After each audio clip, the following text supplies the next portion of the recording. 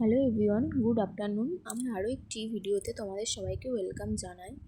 তো দেখো, সকালবেলা আমি বালিশের ওয়ারগুলো কেচে দিয়েছিলাম, আর এখন দেখি শুকিয়ে গেছে, তাই নিয়ে এসে বালিশের ওয়ারগুলো পরিয়ে নিচ্ছি। তো দেখো, আমার একটা বালিশের ওয়ার পরানো কমপ্লিট হয়ে গেছে।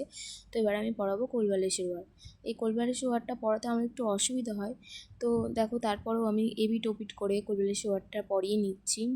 এই কোল বালিশের ওয়ারটা প্রচণ্ড টাইট, তো দেখো আমি তাও এপিট ওপিট করে পরিয়ে নিচ্ছি। তো দেখো, কোলবালিশ ওয়ারটা আমার পরানো হয়ে গেছে। প্রচণ্ড গরম পড়েছে আজকে। তো দেখো, আমার এই দুটো বালিশের ওয়ার পরানো হয়ে গেছে, আর আমি এই বালিশের ওয়ারটা পরাতে ভুলে গিয়েছিলাম। তো পেছন ফিরে দেখি আর একটা বালিশ পরে রয়েছে, এটার ওয়ার পরানো হয়নি। তো দেখো, আমি এই বালিশটারও ওয়ার পরিয়ে নিয়েছি। তো এবার দেখো, আমি বালিশগুলো গুছিয়ে রেখে দিলাম। আর আজকে আমি করেছিলাম শ্যাম্পু, আর এখন দেখো আমি হেয়ারে লাগাচ্ছি সিরাম। এই সিরামটা খুবই ভালো, তোমরাও ইউজ করতে পারো।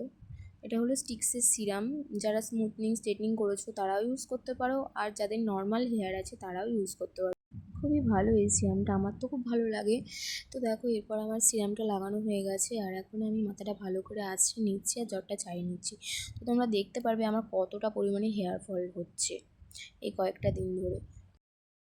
তো দেখো, যে চুলগুলো আমার উঠেছে সেই চুলগুলোকে আমি এক জায়গায় করে রাখছি, আর বাইরে আচার রোদে দিয়েছিলাম। তো দেখো, সেগুলোই আমি দেখতে এসেছি।